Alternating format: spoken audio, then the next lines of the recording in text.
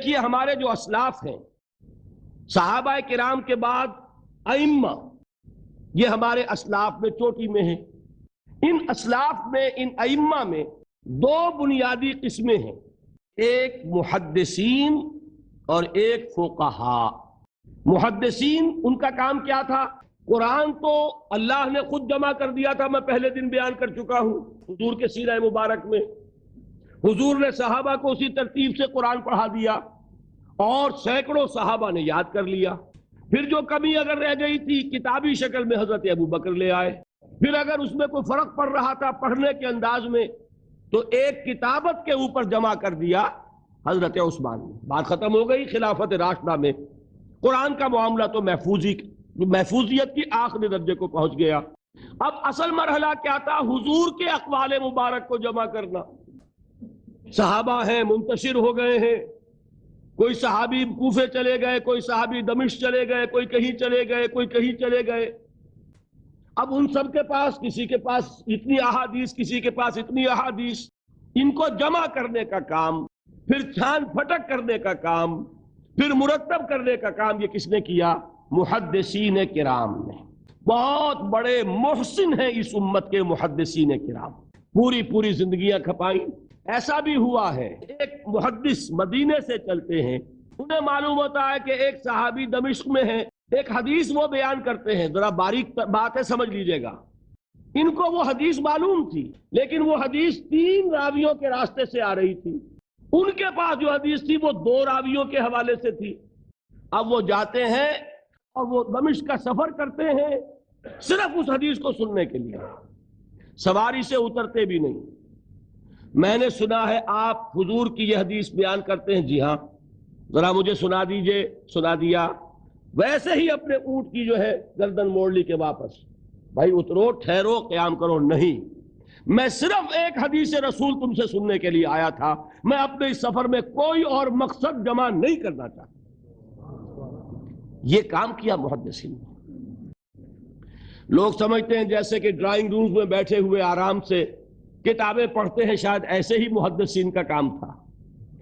انہوں نے جس طرح زندگیاں لگائی ہیں اور جس طریقے سے حدیث کو جمع کرنے کے لیے مشقتیں جھیلی ہیں، اس کا آج ہم تصور نہیں کر سکتے۔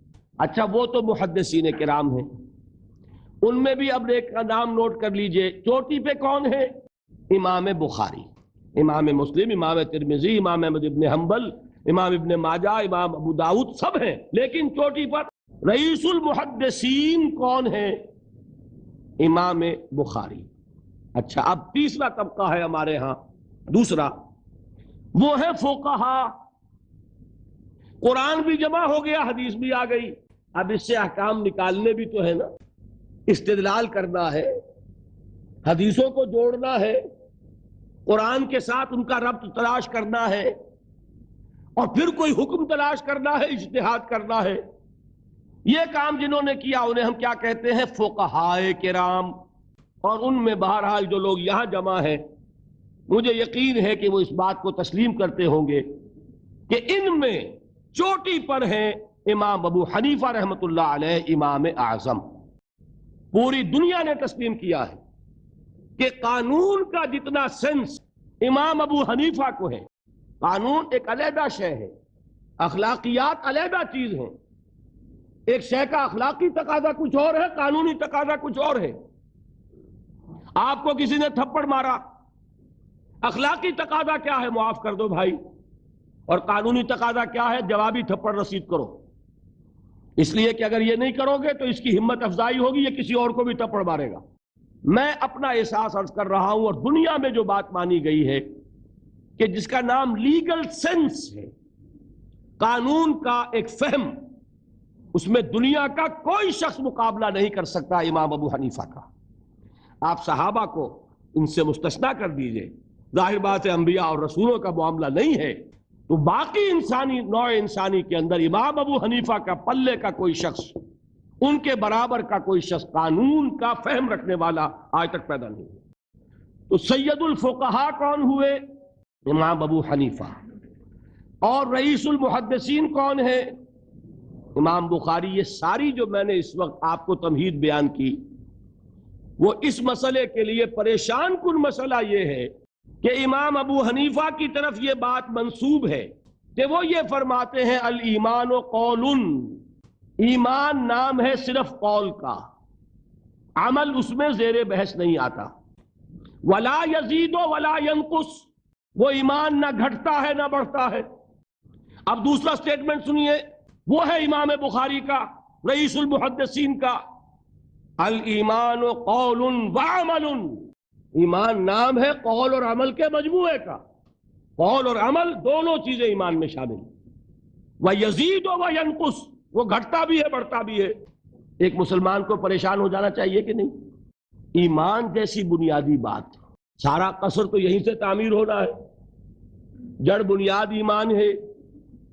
ایمان کے بارے میں کوئی 14ویں صدی کے 15ویں صدی ہجری کے کوئی علماء ہو، بڑے سے بڑے ہوں، ان کا اختلاف ہو جائے تو تشویش نہیں ہوگی۔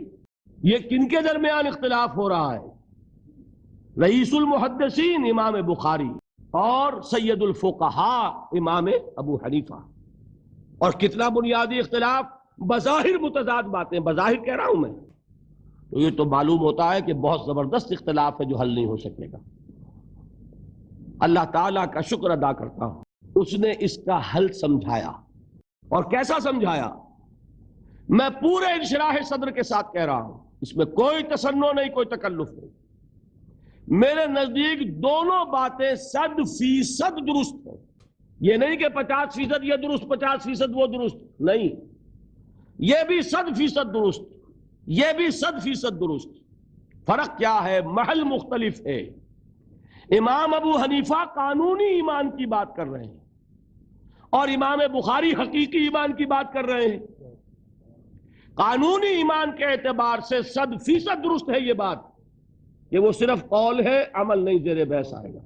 ایک شخص نماز نہیں پڑھتا کافر نہیں ہے، نماز کا منکر ہو جائے کافر، زکوٰۃ نہیں دیتا فاسق ہے فاجر ہے، کافر نہیں ہے، زکوٰۃ کہہ دے کہ ہے ہی نہیں دین میں، کافر۔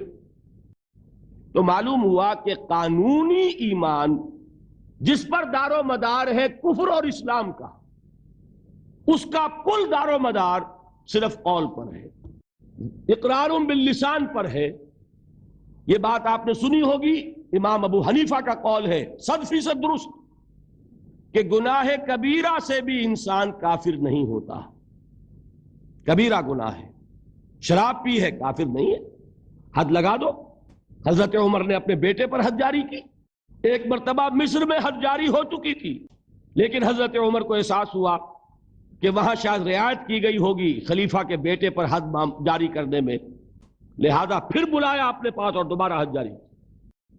اگر کسی سے زنا ہو گیا ہے، میں آپ کو واقعہ سنا چکا، غامدی خاتون کہ ذرا کسی نے کہہ دیا بے حیا عورت تھی، تو حضور نے کیسی ڈانٹ پلائی ہے، اتنا اس کا رتبہ بیان کیا ہے، اس نے تو وہ توبہ کی ہے کہ مگر مدینے کی پوری آبادی پر اس کو تقسیم کر دیا جائے تو سب کی نجات کے لیے کافی ہو جائے۔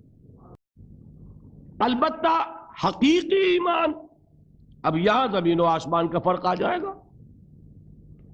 ایمان دل میں اتر جائے تو کون نہیں جانتا کہ دل میں جو بات اتر جائے وہ عمل پر ضرور اثر انداز ہوتی ہے۔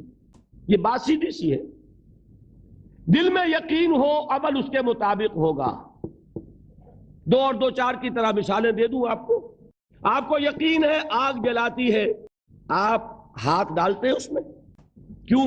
یقین ہے کہ جلاتی ہے، لہذا کوئی شخص ہاتھ نہیں ڈالے گا، غلطی سے پڑ جائے تو پڑ جائے، جان بوجھ کے کون ڈالے گا؟ اچھا، میں بلکہ یہاں تک کہا کرتا ہوں کہ یقین تو بڑی دور کی شے ہے، گمان بھی ہو، گمان، اس کا نتیجہ بھی عمل میں نکل آتا ہے۔ کون شخص نہیں جانتا کہ سارے سانپ زہریلے نہیں ہوتے؟ معلوم ہے نا، لیکن جو سانپ ہے پتہ نہیں کم بخت یہ زہریلا ہے کہ نہیں؟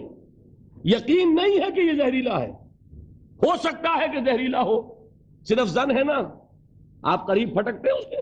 معلوم ہوا کہ یقین تو بڑی شے ہے۔ کیا دل میں یہ یقین ہو کہ اللہ ہے اور مجھے دیکھ رہا ہے اور مجھے اس کے حضور میں حاضر ہونا ہے، پھر بھی آپ شراب پی سکیں گے؟ بتائیے۔ اگر چوراہے پر کانسٹیبل کھڑا ہے آپ نے دیکھ لیا. ساتھ ہی آپ نے دیکھا ایک کونے میں موٹر سائیکل لے کر تیار سارجنٹ بھی کھڑا ہے. آپ کی گاڑی صحیح جگہ آ کے رک جائے گی نا, 1 انچ آگے نہیں بڑھے گی.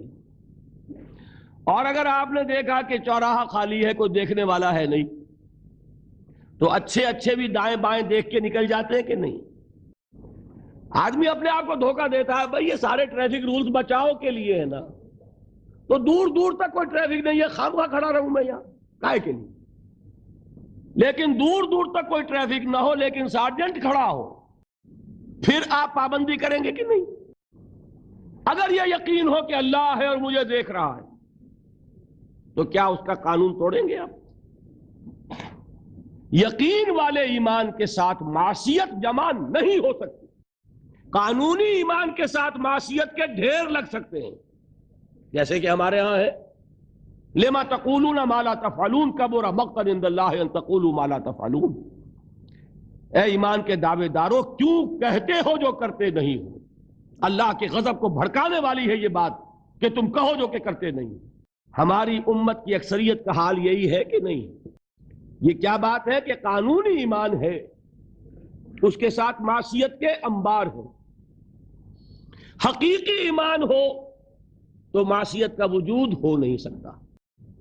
اب بتائیے ایمان اور عمل علیحدہ ہو جائیں گے کیا؟ یہ ہے مسئلہ جو امام بخاری کے سر پہ ہے.